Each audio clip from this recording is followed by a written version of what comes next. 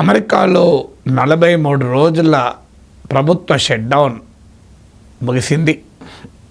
Federal government employees వర్క్కి return అవుతున్నారు. American హిస్టరీలో షట్డౌన్లు కొత్తేమీ కాదు. అడపాదడపా ఈ షట్డౌన్లు సంభవిస్తూనే ఉంటాయి.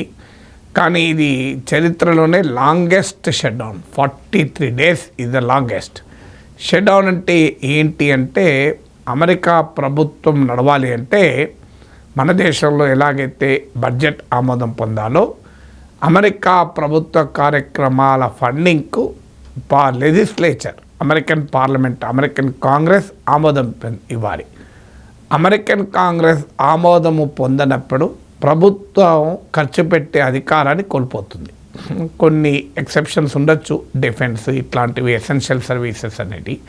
కానీ చాలా యాక్టివిటీస్ ఆగిపోతాయి. ఈ డెమోక్రట్లకు రిపబ్లికన్లకు మధ్య ఫెడరల్ బడ్జెట్ పైన ఏకాభిప్రాయం కుదరనప్పుడల్లా ప్రభుత్వం ఖర్చు పెట్టడం నిలిచిపోతుంది. దానివల్ల అనేక రకాల ప్రభుత్వ సేవలు ఆగిపోతాయి. ఉదాహరణకు ఈ షట్డౌన్ వల్ల 14 lakh ఫెడరల్ ఎంప్లాయీస్ ఎఫెక్ట్ అయ్యారు. అందులో 7.5 lakh ఉద్యోగాలే కోల్పోయారు తాత్కాలికంగా. మిగతా వాళ్ళు పనిచేసినా వారికి వేతనాలు రాలేదు. ఇప్పుడు బ్యాక్ పే ఇప్పుడు ఇస్తున్నారు. ఈ డెమోక్రట్లకు రిపబ్లికన్లకు మధ్య వివాదము, అమెరికన్ పార్లమెంటుకు ప్రెసిడెంట్కు మధ్య వివాదాల మధ్య ఇలా షట్డౌన్లు సంభవిస్తూనే ఉంటాయి. ఇప్పుడు తాజాగా ఫైనల్గా ట్రంప్ రిపబ్లికన్ పార్టీకి ఉన్న మెజారిటీ రీత్యా తాత్కాలికంగా షట్డౌన్ను ముగిశారు. తాత్కాలికంగా ఎందుకంటున్నానంటే, ఇప్పుడు అప్రూవల్ కూడా January 30th వరకు ఫెడరల్ ఫండింగ్ అప్రూవ్ ఇచ్చారు. కొన్ని రకాల ఫండింగ్ కోమో ఫైనాన్షియల్ ఎండింగ్ వరకు ఇచ్చారు. కానీ కొన్నిటికైతే January 30th వరకే ఇచ్చారు. అంటే January 30th తర్వాత మళ్ళీ ఒప్పందం కుదరకపోతే మళ్ళీ ఫెడరల్ ఫండింగ్ ఆగిపోతుంది.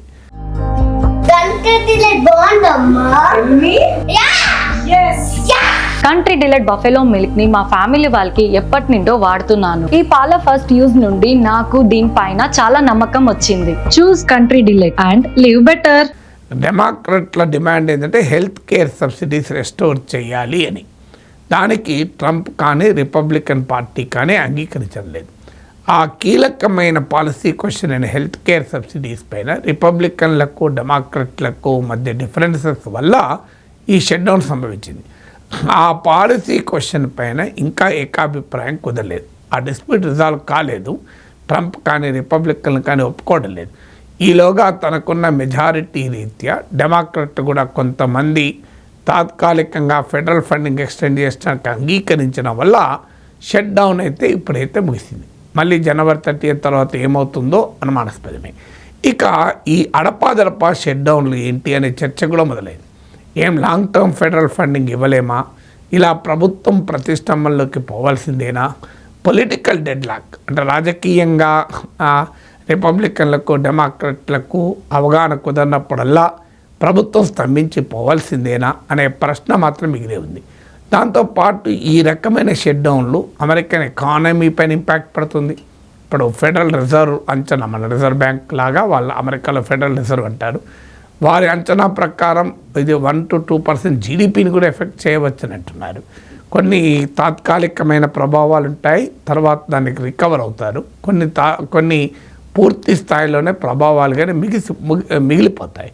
ఇప్పుడు మీకు చాలా హ్యూమన్ రిసోర్స్ డిపార్ట్మెంట్స్ అన్నీ ఎఫెక్ట్ అయ్యాయి. ఇప్పుడు ఎడ్యుకేషన్, ఉదాహరణకు ఫుడ్ స్టాంప్ ప్రోగ్రామ్ అంటారు. అమెరికాలో ఒక సిగ్నిఫికెంట్ సెక్షను ప్రభుత్వం ఇచ్చేటువంటి ఆహార సబ్సిడీల మీద బతుకుతారు. ఈ 43 రోజుల పాటు వారికి ఆ ఫుడ్స్ డిస్ట్రిబ్యూషన్ ఆగిపోయింది. అలాగే ఫెడరల్ హెల్త్ ప్రోగ్రామ్స్ ఆగిపోయాయి, ఎడ్యుకేషన్ ప్రోగ్రామ్స్ ఆగిపోయాయి, మీకు రెమెడియల్ లెర్నింగ్ ఇలాంటి ప్రోగ్రామ్స్ ఆగిపోయాయి. తర్వాత మీకు కీలకమైన డేటా కలెక్షన్ ఏజెన్సీస్ ఉంటాయి. అంటే అమెరికన్ ఎకానమీకి సంబంధించిన అన్ఎంప్లాయ్మెంటు, ఇన్ఫ్లేషను ఇలాంటి కీలకమైన డేటా కలెక్ట్ చేస్తుంటారు.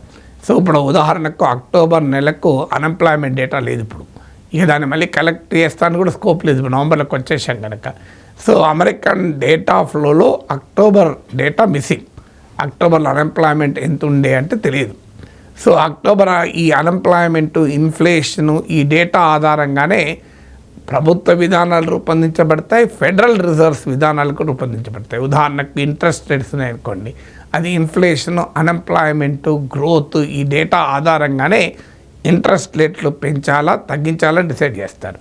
ఇప్పుడు ఈ డేటా కలెక్ట్ చేసే ఫెడరల్ ఏజెన్సీస్ ఈ 43 days పనిచేయలే. షట్ డౌన్ వల్ల వారు ఉద్యోగాలు కోల్పోయారు. ఏదైనా ఎమర్జెన్సీ డిపార్ట్మెంట్స్, డిఫెన్స్ లాంటి డిపార్ట్మెంట్స్ మాత్రమే పే లేకుండా పనిచేసాయి. అలాగే ఎయిర్ ఫ్లైట్ సర్వీసెస్ డిస్రప్ట్ అయ్యాయి. 10% విమాన సర్వీసులు రద్దు కూడా చేశారు ఆ సమయంలో. ఇప్పటికీ ఇంకా పూర్తిగా రెస్టోర్ కాలేదు. ఎందుకంటే ఎయిర్పోర్ట్లు ప్రైవేట్ కావచ్చు, ఎయిర్లైన్స్ ప్రైవేట్ కావచ్చు, కానీ ఎయిర్ ట్రాఫిక్ కంట్రోలర్స్ ఉంటారు. వీళ్ళు సివిల్ ఏవియేషన్ మినిస్ట్రీలో భాగంగా ప్రభుత్వ ఉద్యోగులుగా ఉంటారు. So nearly 3000 air traffic controllers ఉద్యోగాలు కోల్పోయారు ఈ షట్ డౌన్ వల్ల. సో అందువల్ల మీకు విమాన సర్వీసులకు కూడా చాలా ఎఫెక్ట్ అయ్యాయి. ముఖ్యంగా మీకు ఇంటర్నేషనల్ ఫ్లైట్స్ కాస్త ఎఫెక్ట్ కాకపోయినా డొమెస్టిక్ ఫ్లైట్స్ ఎఫెక్ట్ అయ్యి ఇప్పటికీ కూడా పూర్తిగా రెస్టోర్ కాలేదు. సో అందువల్ల ఈ డిస్రప్షను, ఈ గందరగోళము, ఫారిన్ సోర్సెస్కు అమెరికన్ ఎకానమీ పైన కాన్ఫిడెన్స్ దెబ్బతినడము, ఇదొక గందరగోళం అయితే నిలిచిపోతుంది. ఇలా ప్రతి సందర్భంలోనూ ఈ ఫెడరల్ ప్రభుత్వ ఫండింగ్ ప్రతిష్టంభనలో పడడం ఒక క్వశ్చన్గా మారింది. ఇప్పుడు ఈ నెక్స్ట్ ఏం జరుగుతుంది మళ్ళీ జనవరిలో అనేది మళ్ళీ ప్రశ్నగానే మిగిలింది.